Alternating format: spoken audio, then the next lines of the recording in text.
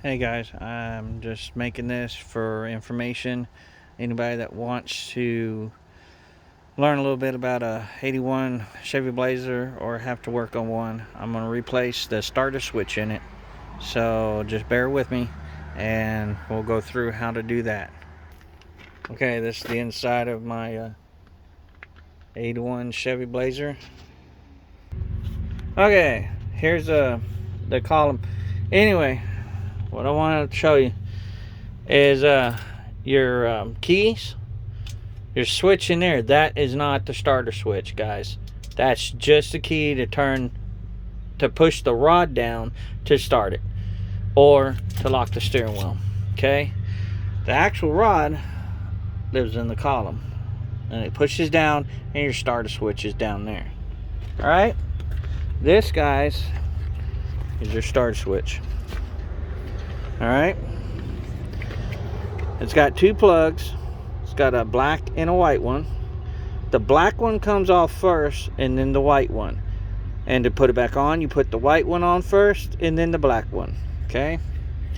The other side of it, see that hole in there? This whole thing slides up and down. Okay? This is in the down position now.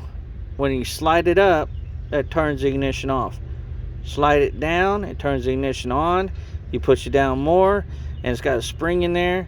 And that rod, there's a rod that's got a 90-degree angle on it that goes up in that hole. You push it down, and that's what starts your vehicle. So like I said, here's all the plugs and stuff. Now, on it, it's on top of the column. I'll show you in just a minute, but I just want to let you know that it's got two screws in it, one there and one there. They are 5/16.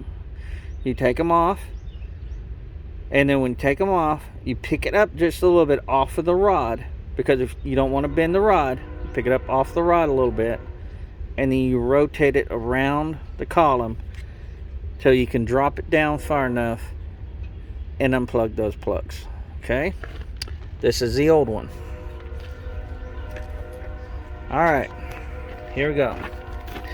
Now, I've already done most of this, but I'm gonna show you real quick. Oh, sorry guys. All right.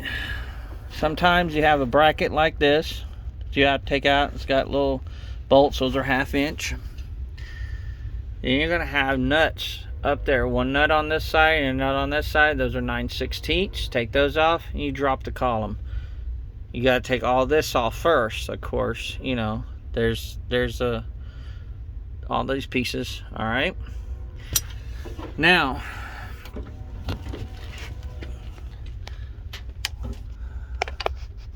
there's your switch. Okay. See that rod that runs from all the way up? And I don't know if you can see this. Probably not, because it's getting dark. But that rod moves back and forth. Okay, the rod goes up in that there, and it has a 90-degree angle there, and it goes up into the switch. All right, the switch, the switch has two screws on it. Let me just try to get to them.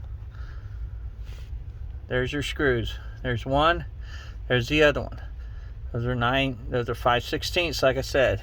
Then you just take those off, pick it off of the rod, and then rotate it where you can get to the connectors right here. Like I said, there'll be a black and a white one. So then once you get them off, I use a screwdriver or whatever to get them off. When you go to put them back on, put the white one back on first, then the black one. Just reverse order. Put it around the column, just like you did.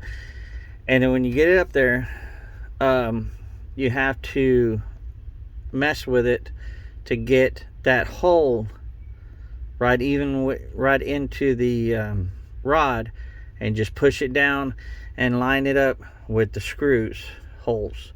If you have to force it, you're doing something wrong, because it goes in real easy. So what I do is I turn my switch on, and then I turn it back off, turn about halfway in between, not all the way on, because all the way on is start.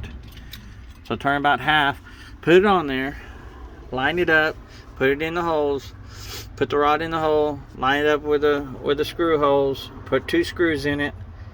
Don't tighten it all the way up where you can adjust it back and forth, and then turn your vehicle off, turn the key off.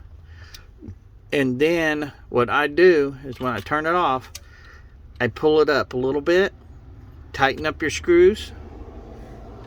Then before you do anything else, turn it on and see if it'll start. And it should start easy. If not, then you got it out of adjustment and keep adjusting it and everything else.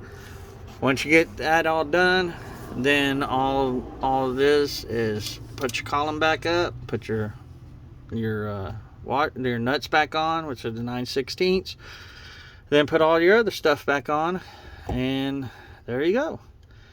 It's that easy. It's not. So hopefully this will help you. Thanks for watching.